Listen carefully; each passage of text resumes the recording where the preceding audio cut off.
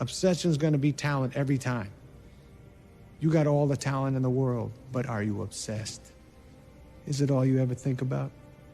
Let's face it, it's you against you out there. When you walk on that court, you have to think, I am the best guy out there. I don't care if LeBron's playing. So let me ask you again. Do you love this game? Yeah. Let's go. We just gotta go hard. I go the hardest. I bring the pain. Not what you used to. It's all part of the game. Yeah, I just gotta go hard. I just gotta go hard.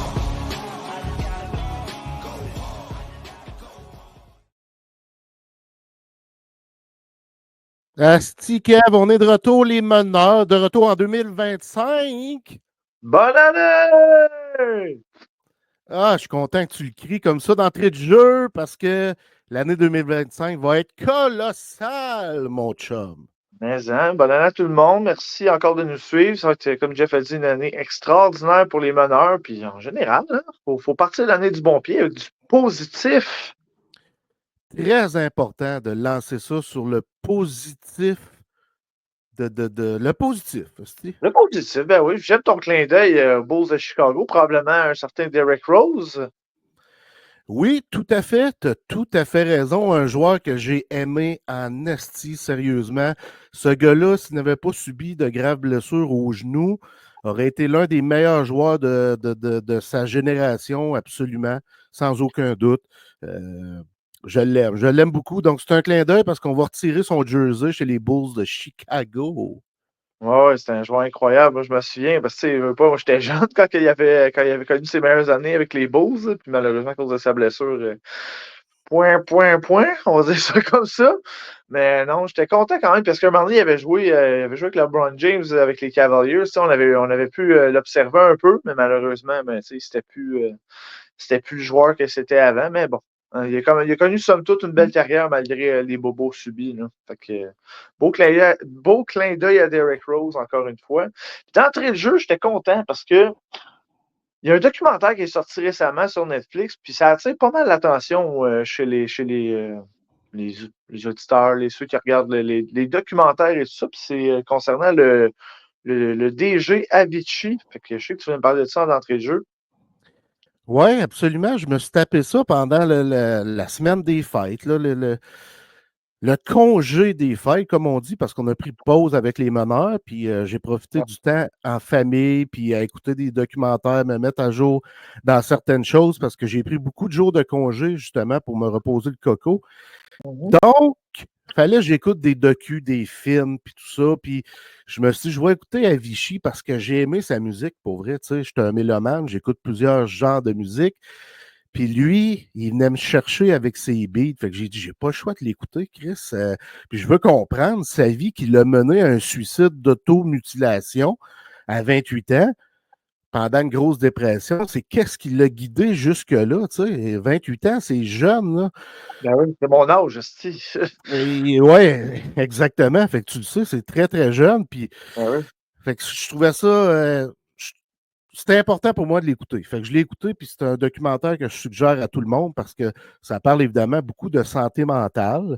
Puis souvent, un peu comme à Vichy, les gens se renferment puis font voir que tout va bien alors que ça ne va pas bien. Deviennent silencieux, restent dans un coin, restent chez eux, sortent plus, voient plus personne. Mais tes appels, puis tout va bien, mais tu le sais que tout va pas bien réellement. Mais ces gens-là, souvent, ne veulent pas parler, puis ça les mène vers le geste fatal, comme ça a été le cas au sujet de Avicii. Très, très triste parce qu'il a connu un succès monstre. Puis, tu sais, lui, il a arrêté l'école. Ses parents lui ont permis d'arrêter l'école à 17 ans. Ils ont dit, on te donne 1 an pour voir si tu es capable de percer dans la musique parce qu'il foxait ses cours. Il n'allait plus à l'école. Il était avec un de ses meilleurs amis, puis il créait des beats dans sa chambre, puis renfermé dans sa chambre, ça puait à sueur. Les deux gars dormaient ensemble parce qu'il y avait juste un petit lit, puis travaillaient sur la musique pendant toute la nuit. Fait qu'il s'endormait dans le lit, tout habillé, avec l'ordinateur sur le bout des doigts et tout ça. Fait que c'est comme ça que ça a commencé. Puis tranquillement, il a trouvé un manager qui l'a amené à un autre niveau. Puis ce niveau-là, ça a été démentiel. Là. Il était excessivement populaire. Puis c'est devenu... Ça l'a affecté parce que c'est un gars très timide. Donc lui, c'était Avicii, c'était son personnage qui faisait en sorte qu'il sortait de l'ombre, qui sortait de sa timidité. Puis à un moment donné, c'est ça qui l'a poussé à consommer, je me souviens plus c'est quoi le type d'alcool, le type de drogue, c'est-à-dire, parce que il s'est mis à boire, évidemment, puis c'est un gars qui était anti-drogue à ses débuts, mais à un moment donné, il s'est mis à vraiment consommer des genres de médicaments qui le réveillaient, puis la pupille venait petite comme une aiguille. Fait que les gens qui connaissent un peu ça, le monde de la consommation, ont compris, Chris, il se drogue, puis ça paraissait il a maigri énormément, puis à un moment donné, c'était rendu trop, fait que il a comme été capable de lâcher cette emprise-là de la drogue, puis là, de sortir un album avec plein de feats de chanteurs et tout ça, il a créé quelque chose de big avec ça. Fait que, bref, c'était rendu très, très gros. Puis je veux pas faire toute sa biographie. Moi, le message que je veux véhiculer, Kev, c'est la santé mentale. Qu'est-ce que c'est important d'en parler pour vrai? Puis lui, il a tenu sa langue à ce sujet-là, puis les gens voyaient qu'il allait pas. Puis lui, il disait que tout était beau, que ça allait super bien, puis il continuait à travailler chez eux. Il était plus en tournée à la fin.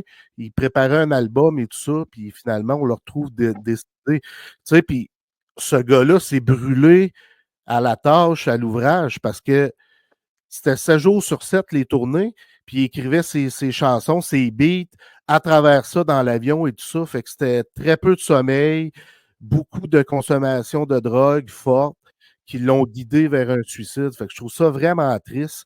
On oublie de parler, on veut pas parler, mais il faut le faire. Puis ceux qui posent la question, quand tu sais que ça va pas, je ne sais pas ce qu'on peut faire de plus. Peut-être se déplacer pour aller voir la personne, peut-être contacter des services pour la personne, pour les mettre en lien, je ne sais pas, mais il faut faire quelque chose quand on sent que quelqu'un est en état d'alerte comme ça.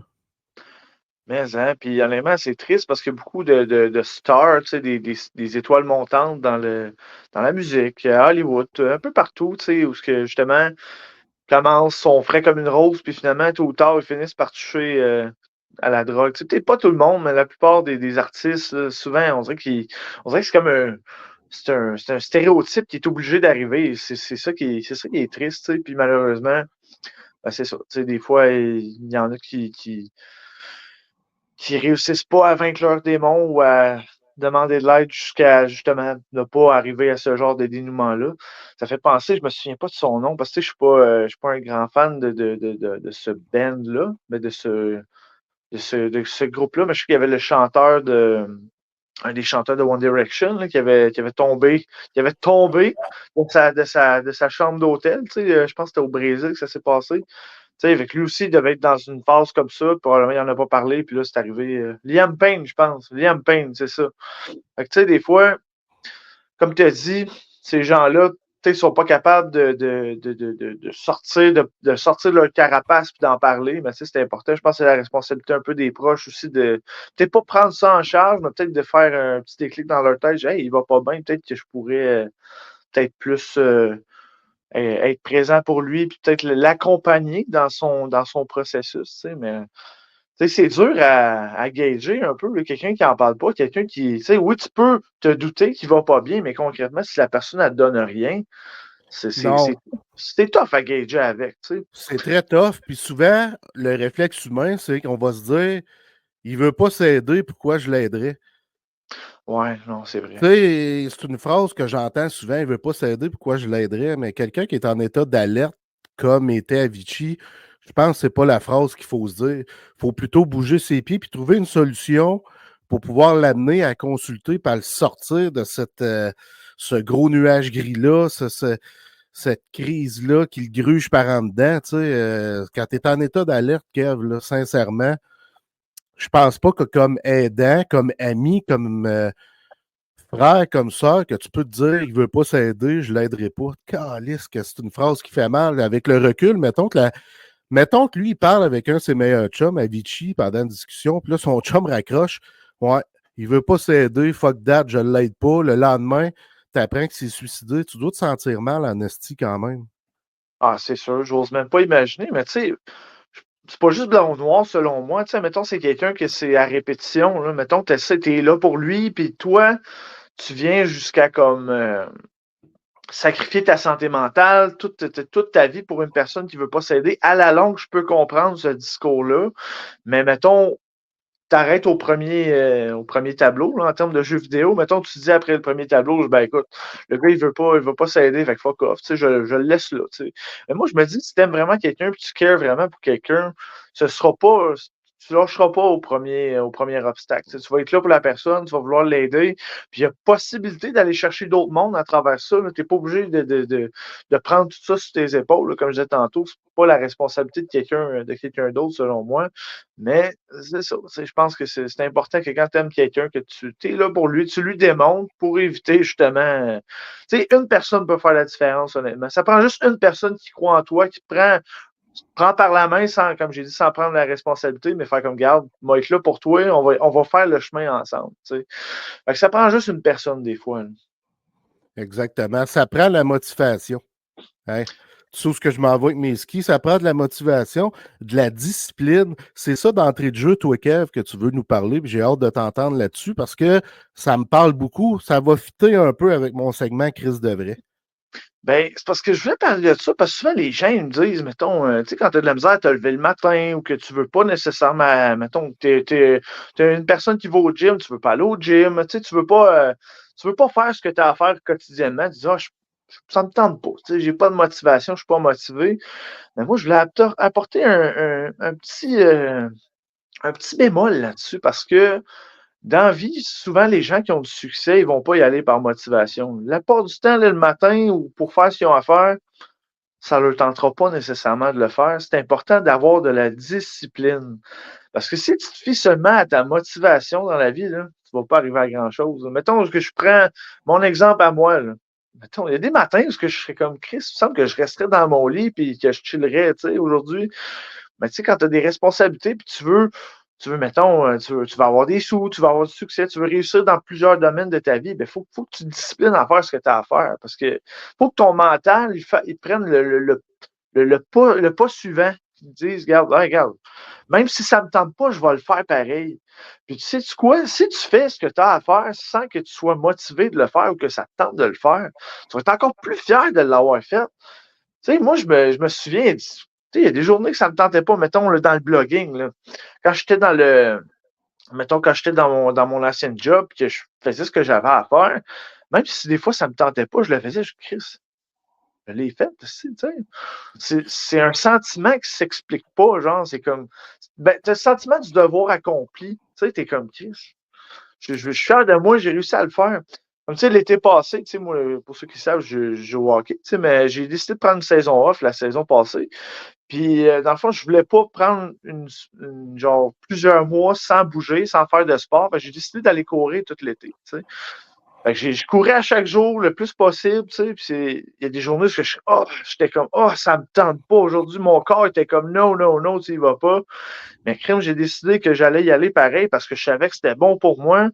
Puis même si durant la course, c'était difficile, après ça, j'étais comme, ah ouais, Christ que je suis fier de moi, tu sais. Fait que ça fait juste te pousser à continuer après, tu sais. Ben, C'est la quand... discipline, Exact. la discipline qu'on s'instaure quand on fait quelque chose comme ça, qu'on veut réaliser des choses dans la vie, ça prend de un, la discipline, puis la motivation va s'installer souvent à la suite de la discipline. Tu sais, quand tu l'as Exact. dit, tu te réveilles un matin, tu es fuck all motivé, mais ta discipline est là. Donc, tu t'en vas courir. Oh, là, tu deviens motivé. Puis pour le restant de la journée, tu as ta motivation qui t'aligne vers de bonnes choses parce que tu es sharp mentalement après ta course. Donc, ça crée Ben oui. vraiment un effet qui est extraordinaire pour l'être humain.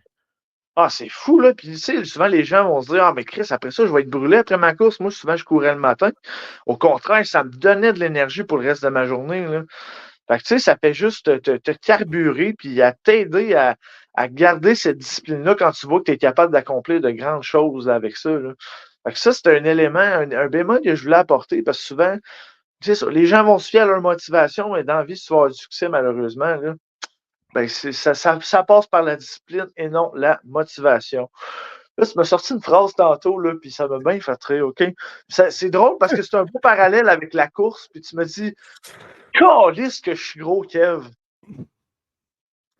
Ah, ben, tout ça part d'une photo que je t'ai partagée durant le temps des fêtes où je suis assis sur le divan, c'est-à-dire, puis ma blonde me prend en photo, puis tabarnak, j'ai une bonne boursoufle en arrière de la tête. Ça indique que l'overpoids est installé. Puis, tu sais, honnêtement, je pèse 260 livres, mesure 5 pieds 11 et demi. Fait qu'on peut dire que je suis overweight un peu. Puis là, je suis mal à l'aise dans ma shape. Je parlais avec mon beau-frère qui est en surplus de poids, lui aussi, depuis longtemps. Puis lui, il est bien à l'aise, il est confortable. Puis c'est parfait, il est bien, lui, dans sa peau, comme ça. Puis je trouve ça parfait. Il me l'a dit, dis-moi, l'important, c'est que je suis bien de même, Calis. Les autres, ce qu'ils disent, ils diront ce qu'ils veulent, mais moi, je suis bien de même.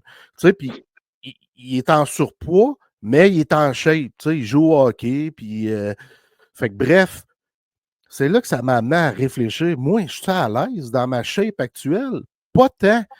Pas tant, parce que là, on a pris beaucoup de photos durant le temps des fêtes, puis jamais habituellement je faisais reprendre les photos avec ma blonde où on se prend en photo, puis tout. Là. Pour vrai, t'as fait Mais ça?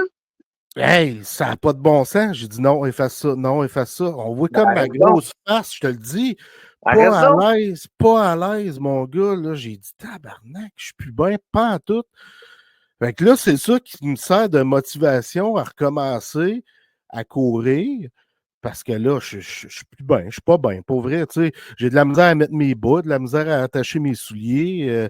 Quand tu es rendu à ce point-là, moi, je suis pas à l'aise du tout, là, honnêtement. Puis, tu sais, ce qui est particulier, c'est que je suis un ancien coureur qui a couru des cross-country, des marathons et tout ça, genre de 2014 à 2018. Mhm. J'ai recommencé par bout à travers ça parce que j'avais subi des blessures. Fait que j'arrêtais, je recommençais, tu sais. Puis j'avais recommencé genre de 2020 à 2022 environ. Puis là, j'ai arrêté complètement. Fait que depuis 2 ans et quelques mois, j'ai essayé l'année passée, ben, l'été dernier avec toi quand tu courais, je l'ai fait pendant un bout, par exemple.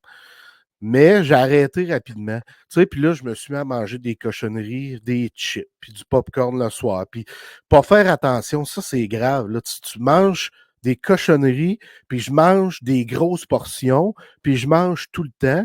Fait que ça aide pas, surtout que je bouge plus. Fait que là, à un Ouais. moment donné, tu prends un beat qui est pas tant le fun, pour vrai, tu te rends compte, tabarnane.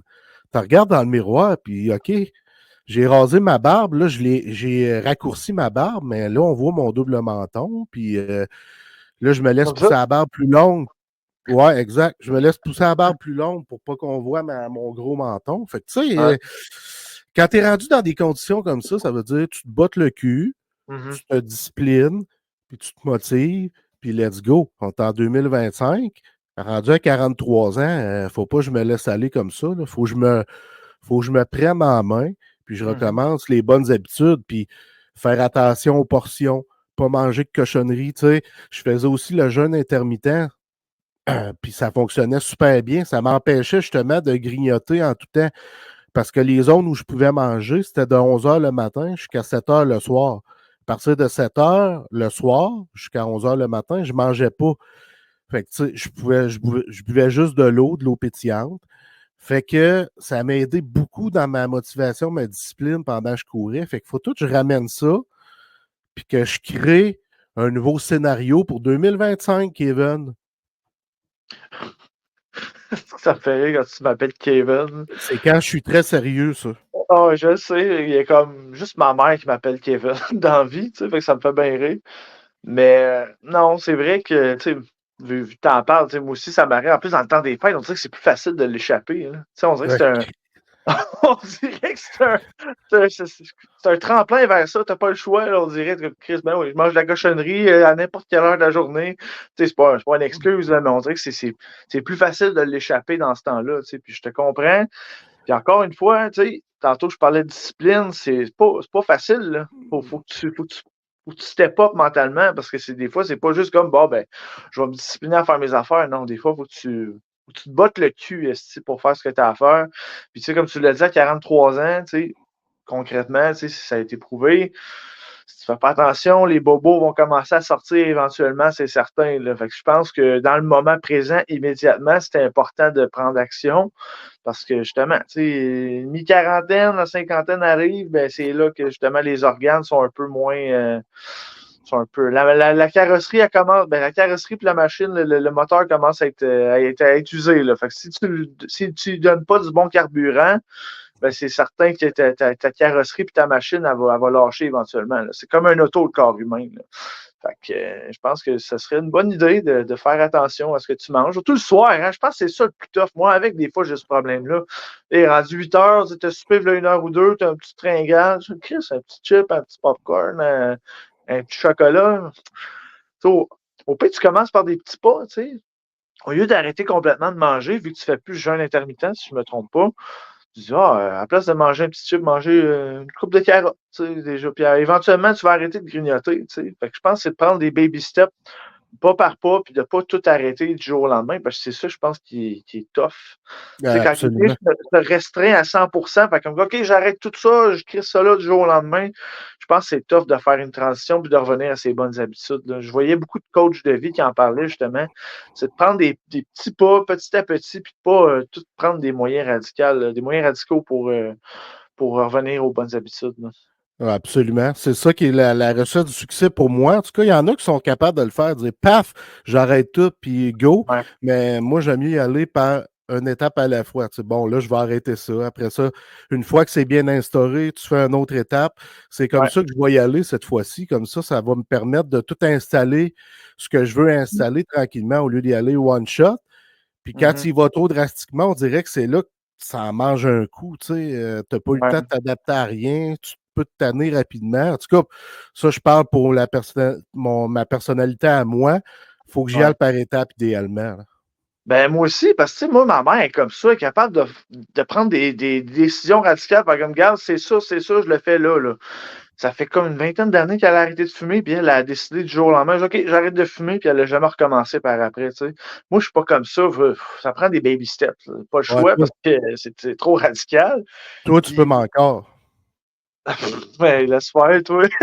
Laisse faire, toi. Ça m'écoeure à ça, cigarette. Mais, tu sais, ma mère, justement, elle est capable de se discipliner, faire comme. Elle mange des cochonneries une journée dans la semaine. Elle se dit, gars, moi, le samedi, là, c'est ma journée pour tricher. Moi, je suis pas capable de me restreindre comme ça. C'est comme trop. Je préfère comme.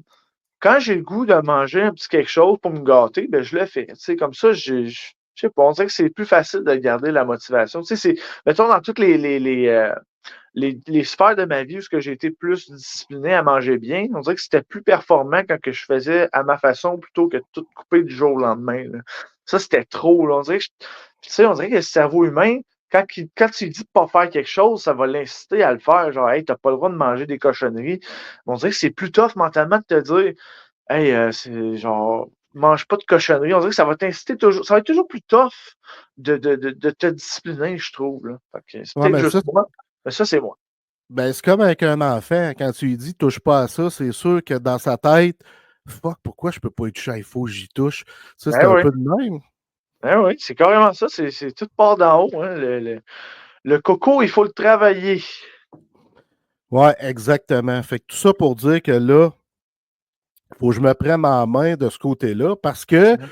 je suis plus bien avec moi-même. J'aurais pu te dire, fuck que je suis bien avec moi-même, puis c'est comme ça, puis je suis bien avec moi-même, puis je continue ainsi, mais moi, je ne suis pas bien dans cette situation-là en ce moment. Donc, qu'est-ce qu'on fait? On bouge nos pieds, on passe à l'action et on vainc nos peurs. Kev, esti. Ben oui. Puis tu sais, tantôt, je trouvais ça intéressant. Je pense que c'est ton beau-frère que tu disais qu'il avait un surplus de poids, mais qu'il était bien avec sa personne. Tu sais, ça, c'est du cas par cas, je pense. C'est relatif à chacun. Il y a bien des coachs de gym, tout ça, qui disent c'est impossible que tu aies en surplus de poids et que tu sois bien dans ta peau.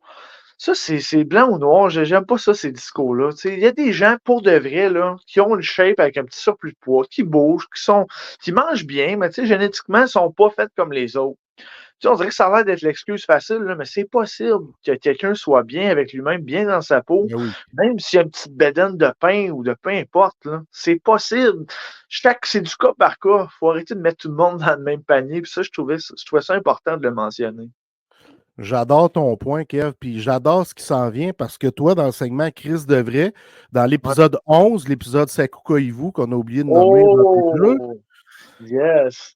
tu vas nous parler de la solitude que tu as vécue durant le temps des fêtes qui a refait surface. Ouais, c'était tough.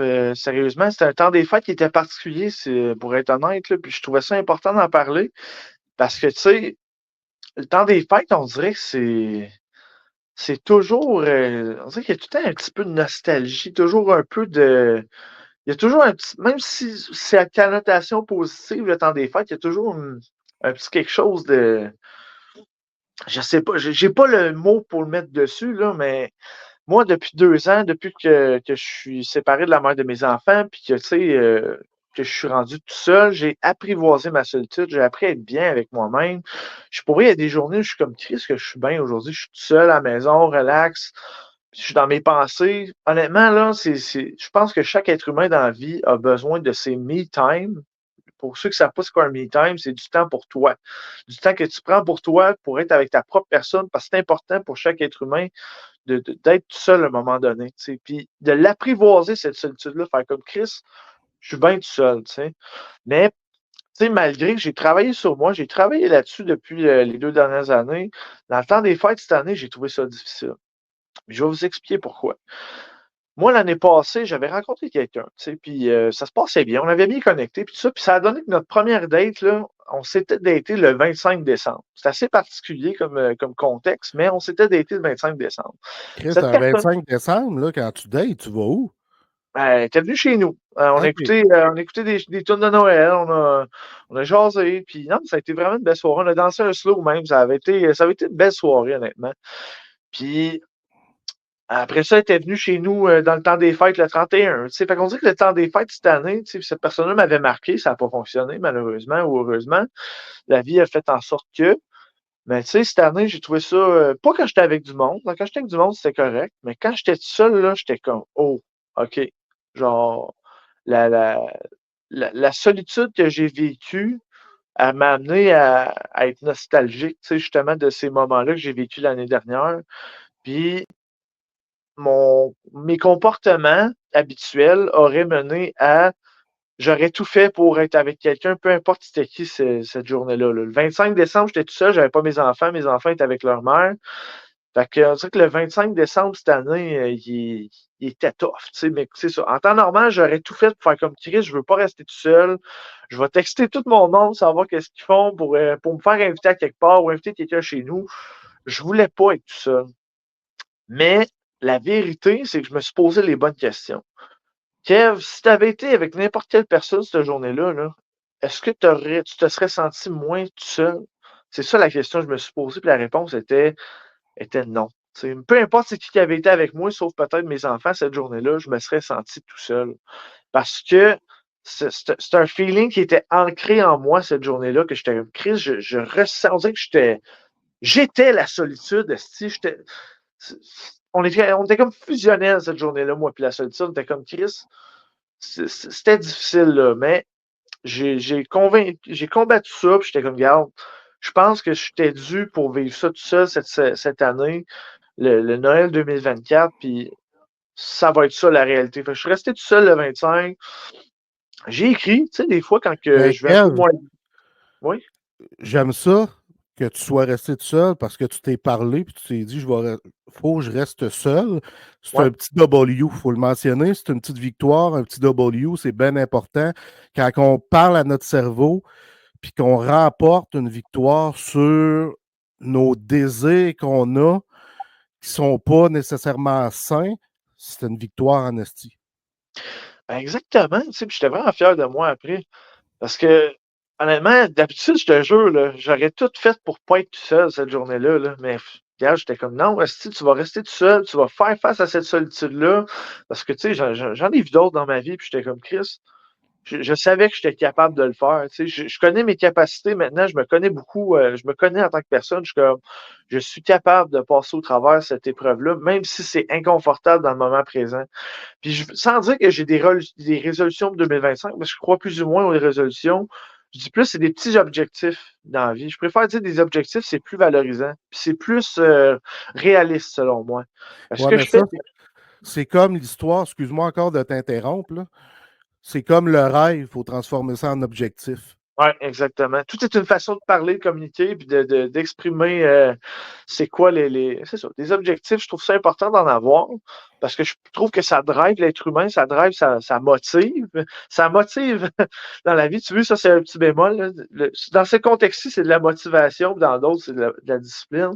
Mais j'ai comme objectif de davantage sortir de ma zone de confort en 2025. Puis ça, je pense, ça en faisait partie, même si on n'était pas encore en 2025. Je pense que c'était un pas qui allait amener à avoir d'autres moments d'inconfort dans mon quotidien. Puis je pense que c'était important que je passe par là.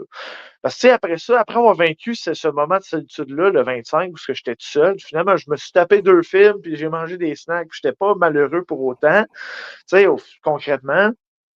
Mais j'étais content parce que le reste du temps des fêtes, même si ça a été up and down, pour être honnête, là, parce que j'étais pas trop dans l'esprit des fêtes cette année. C'était fucké comme temps des fêtes. Je sais pas comment expliquer. J'en ai parlé à une couple de personnes, puis ils me disaient, ils avaient vécu la même chose eux autres aussi. On dirait pas que c'était le temps des fêtes cette année. C'était particulier comme feeling. Mais, c'est ça. J'étais content d'avoir passé au travail, puis le reste du temps des fêtes, ça a été mieux par après. J'étais un peu moins down. Ça allait mieux de jour en jour. Fait que tout ça pour dire que j'étais content d'avoir fait face à ma solitude parce que fallait que je le fasse. Il y a des affaires dans la vie que ça a été plate d'avoir vécu ça, mais tu dis, fallait que je passe par là. Puis cette année, la solitude que j'ai vécue, fallait que je passe par là. Puis je suis content d'avoir steppé up, là. Tu sais, je sais que toi aussi, des fois, ça peut. C'est un travail que tu as fait, là, d'apprendre à être bien avec soi-même, d'apprivoiser sa solitude. Tu sais, je pense que tu peux me comprendre là-dedans, là, toi aussi. Oui, absolument, parce que moi, c'est arrivé à la séparation de la mère des filles, me semble que c'est en 2015, si ma mémoire est bonne. Je me ramasse seul dans un duplex. La garde partagée 7-7, mais le 7 jours où j'avais pas mes filles, mon gars, là, j'ai été pendant quelques mois à pleurer, à me questionner, à pas être bien, à vouloir toujours combler le fait que j'étais seul, ben justement, trouver des personnes où m'en aller ou de la maison, aller dans des bars et tout ça. Puis à un moment donné, j'ai appris à l'apprivoiser en consultant quelqu'un, puis en comprenant qui j'étais, puis en m'appréciant davantage. Fait que, à un moment donné, j'étais capable d'apprivoiser ma solitude, puis j'étais rendu bien. Tu sais, mettons, je coachais du baseball, j'avais hâte d'arriver chez nous tout seul, écouter une game de balle tout seul. Tu sais, là, s'il y a quelqu'un qui passait chez nous, on dirait que j'avais hâte qu'il parte, tu comprends? J'avais hâte d'être Ouais. seul avec moi-même, fait que je comprends exactement ce que tu veux dire. Ah non, puis tu sais, il y a des gens aussi qui m'ont offert d'aller chez. Non, mais en fait, après le 25, tu sais, je disais ça au monde, je dis, mais je me sentais seul cette année, le 25, le monde, mais pourquoi tu me l'as pas dit, je t'aurais invité? Je dis, non, non, non, tu comprends pas, là. Fallait que je passe par là, genre, c'était important. Puis tu sais, je pense que, c'est ça, je pense qu'à un moment c'est des phases dans la vie. Tu peux pas tout le temps te sentir tout seul. Je pense que ça marche par phase, là, si je me fie à mon expérience personnelle. Puis c'est ça, un coup que tu fais face à ces périodes inconfortables-là, ben, après ça, tu te rends compte que tu es plus fort que tu pensais, là. Parce que ce qui ne nous tue pas nous rend plus forts. Tu sais, aujourd'hui, là, on tape, on est le 6 janvier au matin. Pour ceux qui ne savaient pas, on ne l'avait pas mentionné plus tôt. Mais je suis bien aujourd'hui, je suis bien avec moi-même, puis je sais pas, je suis vraiment optimiste pour l'année qui est en cours, là, l'année 2025. Ça va être, je sens que ça va être une belle année, remplie de belles affaires, puis je suis vraiment optimiste que la suite des choses va être plaisante. Là, on parle de solitude, qui est un synonyme du mot seul, on va dire ça. Puis il y en a une qui est seule sur sa planète, là, sur un trône, la reine des Jeux olympiques. Puis là, je parle de Simon Biles. Asti qui a été écœurante, mon Jeff. Ah, c'est une machine de guerre. Tu sais, puis c'est une petite machine de guerre de ce 4 pieds 8. Moi, c'est fabuleux ce que cette petite personne-là me fait ressentir quand je l'observe. C'est une gymnaste, c'est la meilleure gymnaste de tous les temps. C'est l'une des athlètes, sinon, en tout cas, dans le documentaire de Simon Biles aux États-Unis, elle est reconnue comme l'athlète, la plus grande athlète du monde, évidemment. Elle a 27 ans seulement, Puis moi, ce qui m'a interpellé beaucoup dans le documentaire de Simon Biles, qui est l'une de mes inspirations dans la vie, c'est qu'en 2020, aux Jeux olympiques, elle n'a pas choqué, mais elle a vécu un sentiment de perte de contrôle de son corps. C'est comme son cerveau était plus capable de suivre les gestes de son corps. Fait que ça n'a pas fonctionné du tout. Elle a été obligée d'arrêter les Jeux olympiques en 2020. Donc, elle n'a pas complété les Jeux olympiques en 2020. Puis à cette époque-là, elle a seulement 23 ans. Là, plusieurs personnes se demandaient qu'est-ce qui se passait avec elle, mais évidemment, c'est un niveau d'anxiété qui était fort probablement élevé à cette époque-là. Donc, elle a perdu tous ses repères.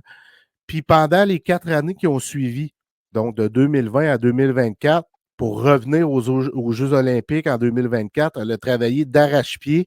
Elle arrive aux Olympiques, 4 médailles d'or, ce qui donne un total de 41 médailles, incluant les Jeux olympiques puis les championnats du monde, ce qui est un record.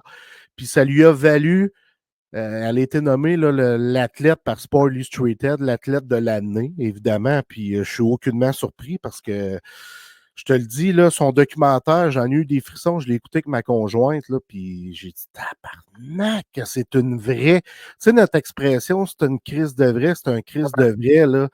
Ça colle tellement à Simon Biles, elle l'a jamais abandonné. Elle a consulté, elle voulait comprendre qu'est-ce qui se passe avec mon corps et mon cerveau qui ne suivent plus. Il y a quelque chose qui ne va pas. Là. Même dans les entraînements, on voyait que c'est pas Simon Biles, là, c'est pas elle qu'on voit en ce moment. Il y avait vraiment quelque chose de dérangé à l'intérieur d'elle. Elle a même parlé de retraite prématurée en raison de cette situation-là. Mais non, elle a réussi à persévérer, à se soigner puis à revenir au sommet à 27 ans en 2024, ce qui est totalement fabuleux. Puis petite parenthèse, son conjoint joue pour les Bears de Chicago, Jonathan Owens. Puis j'aimais beaucoup la chimie entre les deux dans le documentaire. Les deux se supportent l'un et l'autre. C'était vraiment beau à voir. Là. Puis wow, Simon Biles, là, Kev, si tu n'as pas vu le documentaire, il faut que tu le vois. Tu n'as pas le choix d'aller écouter le documentaire de Simon Biles. Tu vas dire, OK, c'est une vraie, là. C'est une vraie de vraie championne avec du caractère, avec de l'attitude. Elle est positive, toujours le grand sourire. C'est vraiment incroyable. Puis c'est une leaduse, tu sais, parce que quand tu es gymnaste, tu as des disciplines que tu es seul, mais tu en as aussi en équipe. Fait que c'est une fille d'équipe. C'est une Américaine d'origine brésilienne. Fait qu'elle aurait pu participer aux Jeux olympiques comme brésilienne, mais elle a choisi du côté des États-Unis. Puis, soit dit en passant également, il y a 2 disciplines dans la gym qui portent le nom de Simon Biles. Ça, c'est du jamais vu également.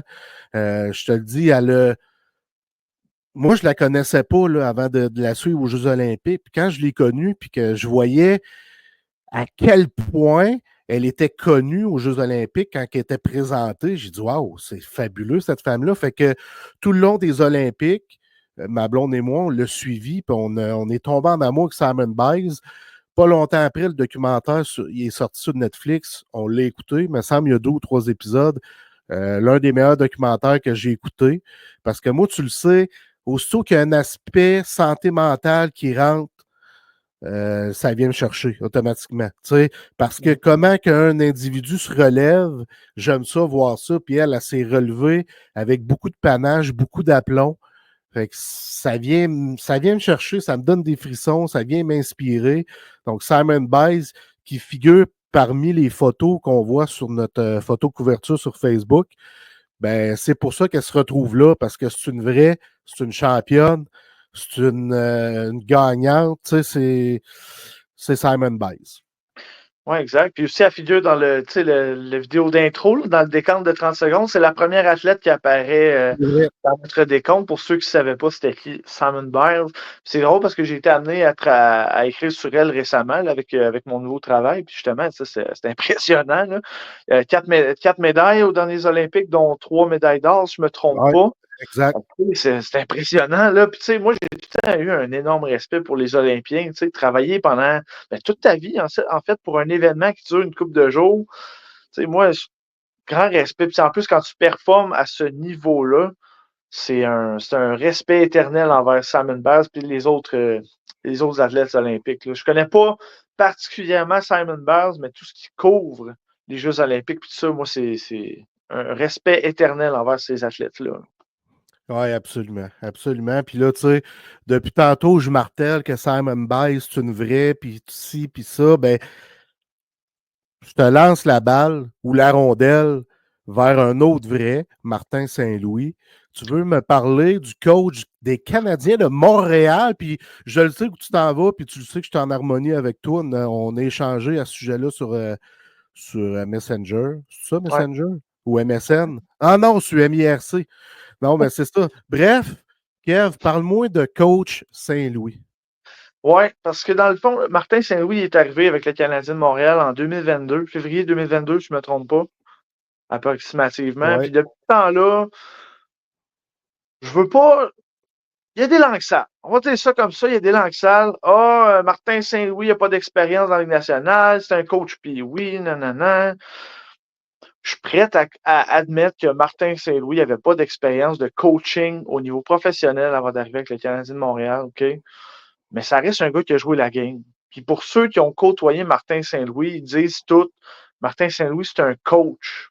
Il y a une âme de coach.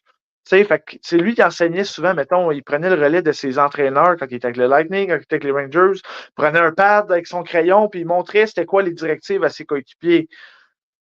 C'est qui fait ça dans la vie? Tu sais, Martin Saint-Louis, il a l'âme d'un entraîneur. Tu sais. Fait que depuis le jour 1, moi, je fais confiance à Martin Saint-Louis, au processus, même s'il y a eu des hauts et des bas, OK, depuis son arrivée. Faut pas oublier qu'on est dans un processus de reconstruction, le Canadien de Montréal. Tu sais. Puis Martin Saint-Louis, je pense que ce qui ressort le plus, tu sais, c'est sûr que, comme moi j'ai dit, il n'y a pas d'expérience. Fait que je pense qu'il a appris avec le groupe. Il a évolué avec le groupe depuis 3 ans, avec les joueurs qui font partie de la formation, les jeunes joueurs. Les jeunes joueurs, ils évoluent, tu sais, ils se développent. Mais Martin Saint-Louis aussi, il se développe en tant qu'entraîneur, tu sais. Puis c'est un compétiteur, Martin Saint-Louis. Tu vas tout le temps dire comme, hey, t'es pas capable de faire ça, ben, il va finir par l'avoir, tu sais. Hey. Ouais, vas-y. Puis effectivement, ce que tu viens de dire là, il l'a mentionné il n'y a pas longtemps, là, parce qu'au moment où le Canadien, ça allait moins bien, où Saint-Louis était encore vivement critiqué, lui, Ouais. il l'a dit, moi, je crois en moi, puis je vais continuer de croire en moi. Puis c'est ce qu'il a fait, puis regarde ce qui se passe aujourd'hui. Ben, c'est vers là que je m'en allais. Tu sais, Martin, on a eu un début de saison assez difficile. Puis justement, beaucoup de gens critiquaient son système défensif, tu sais, de man-to-man, man-to-man, puis ça fonctionnait pas. Fait que beaucoup, tu sais, pas juste les partisans, les observateurs, les experts, tu sais, tout le monde le critiquait, Martin Saint-Louis, puis il y en a beaucoup qui demandaient son congédiement. Je suis comme, tabarnak.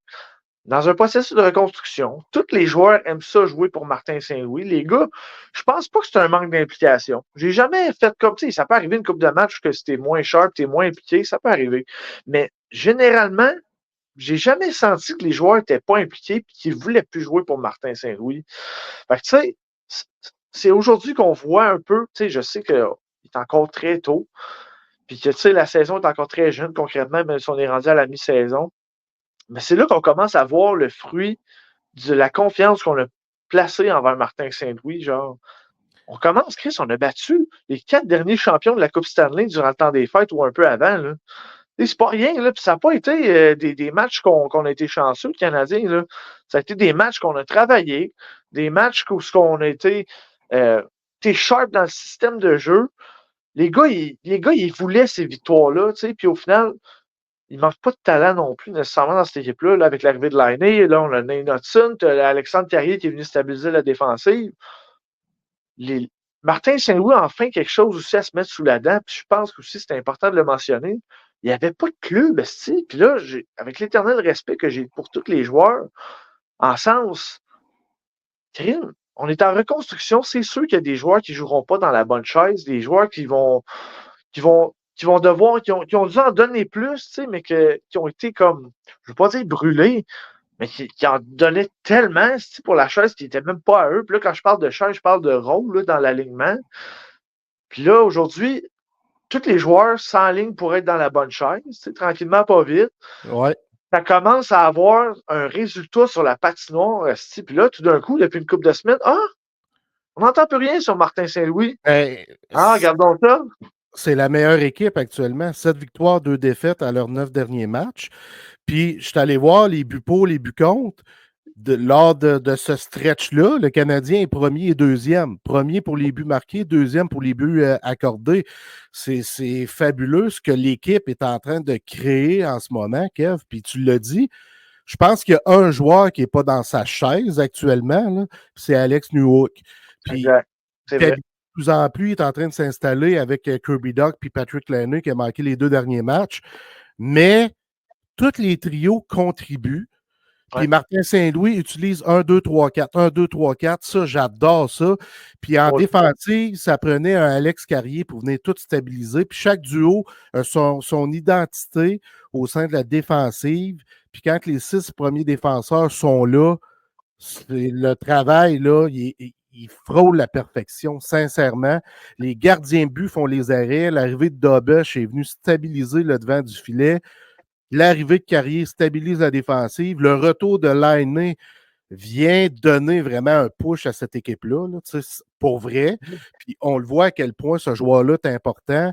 Le power play est un petit peu moins efficace lors des 2 derniers matchs en raison de l'absence de Laine. Mais c'est le seul petit bémol que j'ai vu lors des 2 derniers matchs, mais on était capable de bien jouer contre les Hawks malgré une défaite. Puis on a battu l'Avalanche du Colorado avec beaucoup de caractère, puis d'un match où c'était serré. Fait que là, le Canadien est capable de gagner des matchs serrés, puis des matchs à haut pointage. Fait que c'est colossal, là, cette équipe-là, en ce moment, Kev. Oui, ils sont en confiance. Je ne les sens pas paniquer. Tu sais, avant, on avait de la misère à garder des avances. Ça, là, je sens que l'équipe est en confiance, elle est bien structurée. Parce que tu sais, la structure, c'est pas les joueurs qui la font, là. C'est l'entraîneur qui implante sa structure. Fait qu'à quelque part, Martin Saint-Louis, il a son mot à dire là-dedans. Puis c'est pour ça que je tenais vraiment à en parler aujourd'hui, parce que je trouve ça un peu. C'est redondant un peu de critiquer tout le temps l'entraîneur pour les insuccès d'une équipe. Je pense qu'il y a le contexte à prendre en considération ici. Puis tu sais, Kent Hughes avait raison en début de saison. On va y donner à ce cher Ken. On veut être dans le mix, mais je m'excuse, mais le Canadien en ce moment est dans le mix. Sont en train de se battre avec les Jackets puis les Penguins pour une place en séries éliminatoires. Là. Puis les Sénateurs, hein, rival direct de division. Là. Fait que, tu sais, pour faire confiance au processus, il faut arrêter c'est ça, de critiquer l'entraîneur quand ça va moins bien. Martin Saint-Louis, sérieusement, j'y fais confiance. J'ai jamais arrêté de croire en lui. Puis je vais continuer à. Tu sais, comme j'ai dit, tout le monde qui pariait contre Martin Saint-Louis qui ont parié contre Martin Saint-Louis dans sa carrière, ben, ils ont tout eu tort. Il ne faut jamais parier contre cet individu-là. Puis il est incroyable. Sérieusement, ce qu'il est en train de faire avec le Canadien de Montréal, c'est incroyable. Ouais, puis tu sais, j'analyse beaucoup de hockey, puis je me suis rendu compte dans la vie, puis avec des discussions avec des spécialistes, des coachs, les joueurs, la plupart du temps, tu as le tiers qui est avec le coach, le tiers qui s'en fout, puis le tiers qui tripe plus ou moins sur le coach. Mais dans le cas de Martin Saint-Louis, tous les joueurs l'aiment, tous les joueurs l'aiment. Il n'y a pas d'un petit peu de gars qui ne l'aiment pas, puis de ci, de ça, c'est que tous les joueurs l'aiment. C'est unanime, on entend parler dans les coulisses et tout ça. Tous les joueurs sont encore derrière Martin Saint-Louis. Puis ça, c'est très, très fabuleux. On voit un peu le même phénomène du côté des Hurricanes avec Rod Brindamour, parce que ça, là, c'est cool. Ça ressemble un peu. Là. Tu sais, Brindamour va être peut-être plus expressif, peut-être un peu, là. Mais vraiment. C'est 2 gars très, très, très passionnés. Puis c'est 2 gars qui jouaient la game d'une façon très structurée, qui voulaient gagner, qui étaient des capitaines naturels. Puis Brindamour aussi, c'était un peu un coach quand il jouait. Puis tu sais, c'était un. Brindamour, je l'aimais, Kev, là, quand il jouait. Là, je m'en vais. Je ne commencerai pas à parler de Brindamour. Je pense que je vais en parler dans le prochain show. Non, c'est vrai, Brindamour. Puis, tu sais, tout le monde voyait les Hurricanes en dehors des séries cette année. Hein. Chris, les Hurricanes sont encore dans les tops. Là. Sont structurés, sont engagés. Puis ça, généralement, c'est les 2 qualités premières qu'une équipe doit avoir. Puis, tu sais, en plus, ils ont du talent dans l'équipe. Là, je veux dire, avec les Hao, puis Zachnikov et compagnie. Tu sais, moi non plus, je ne commencerai pas à parler des Hurricanes, mais de Brindamour, mais j'aime beaucoup ton parallèle. Puis, tu sais, faut croire. On commence enfin à avoir des résultats de Canadien de Montréal après 3 ans de misère quasiment. Là. Mais, je ne dis pas que le CH va faire les séries, là. Mais imaginez si on est capable de faire ça cette année. ce que ça va être dans les années futures. Si c'est Martin Saint-Louis derrière le banc, il n'y a rien qui va changer. Là. Les joueurs vont être quand même engagés, vont être impliqués. Je pense que le meilleur est à venir pour de vrai avec le Canadien de Montréal. Puis, comme tu as dit, le seul joueur qui n'est pas dans la bonne chose en ce moment, c'est Newhook. Puis j'espère qu'éventuellement, quand on va avoir quand on va avoir voyons. Quoi? Crime, j'ai perdu le mot. Quand on va avoir le luxe, mais pas le luxe, mais la possibilité de descendre de trio, ben, je pense que ça va. C'est le Canadien qui va en être gagnant de ça, parce que Newhook sur un troisième trio, ça va être solide pas mal. Là. Fait que je sais que c'est pas mal la fin. Pas mal la fin. On arrive à la fin du show. Puis, ironiquement, je parle de la fin du show. J'ai été voir, by the way, pour ceux qui aiment les Cowboys fringants. J'ai été voir la community musicale des Cowboys fringants durant le temps des fêtes. Puis, c'est un chef-d'œuvre. Pour ceux qui veulent aller voir un bon show, puis qui n'ont jamais eu la possibilité d'aller voir les Cowboys fringants en show, là, c'est extraordinaire. Fait que la comédie musicale Pop Royal, la comédie musicale des Cowboys fringants, là, c'est à aller voir. Calique, Kev, tu me donnes envie d'y aller. Je sais pas si ça va passer ici, cette comédie musicale-là, là, mais je pense pas. Je pense qu'elle bouge pas, hein? Ben, là, ils s'en vont en Europe. Là. Ils étaient à Montréal dans le temps des fêtes. Là, ils s'en vont en Europe. Ils reviennent au Québec au mois d'août, je ne me trompe pas. Puis à Montréal et Québec, je pense qu'ils se promènent. Mais si t'as la chance, là, vas-y. Ok, non, c'était vraiment extraordinaire. J'ai eu beaucoup, beaucoup d'émotions. Parce que moi, les Cowboys, c'était très émotif quand Carl nous a quittés. Là.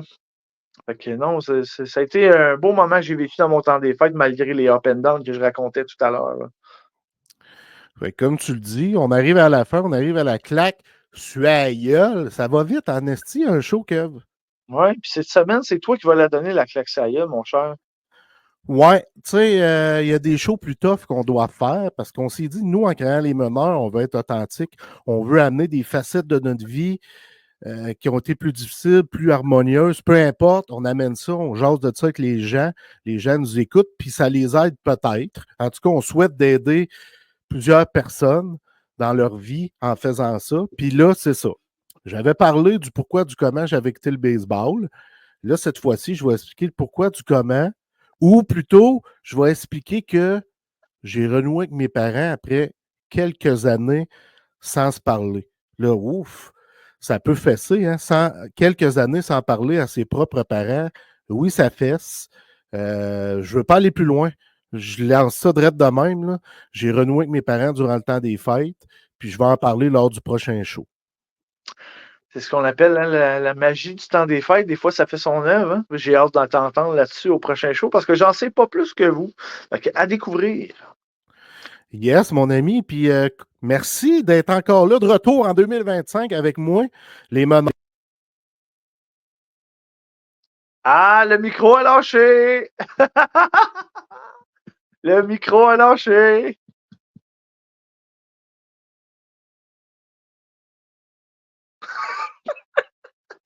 Oh, je pense que Jeff a accroché le fil du micro.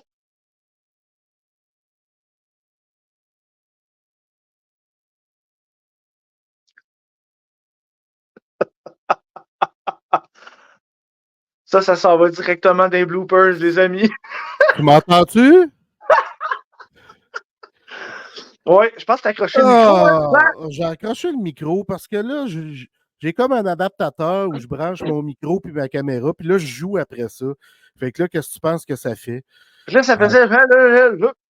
Je sais même plus ce que je disais. Je pense que je disais, je suis content que tu sois de retour. Épisode 11, Saku Koivu, les meneurs sont encore là pour 2025. Je pense que c'est ça que j'ai dit, Kev, pendant que mon micro était débranché, encore une crise de foi. Et moi, j'ai ancré des bloopers. Je pense que c'est tout moi qui les a. Ça se peut pour vrai. Mais bref, ça ressemblait à ça. Ah, ben, je trouve ça pas pire, Kev. Merci infiniment de nous écouter, parce qu'on peut vivre des moments comme ça, ou des moments où on cherche nos mots pendant 10 secondes, là, ça peut arriver. Donc, merci infiniment de nous suivre sur Facebook, Instagram, TikTok. Puis éventuellement, comme on le mentionne, là, pour 2025, on va être sur d'autres plateformes. Là. Ça, je vous le promets, ça va arriver. Puis vous allez pouvoir nous suivre un peu partout, all over the world. Ouais, puis on vous promet aussi d'avoir de plus en plus d'invités. On travaille là-dessus en ce moment. On en a jasé pendant la Ouais. pause des fêtes. Fait que on vous aime en esti. Merci de nous écouter. Kev, je t'aime. Peace à tout le monde. Puis désolé Catch pour le up. micro.